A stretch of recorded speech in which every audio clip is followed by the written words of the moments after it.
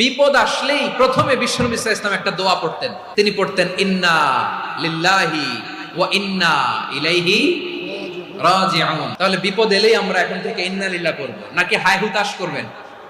একদল আছে হায় হুতাশ করে, হায় আল্লাহ রে মোর কি হইল রে, মই কি হরমু রে, মই কমবে যামু রে, এরকম বিলাপ করতে নিষেধ করেছেন বিশ্বনবী।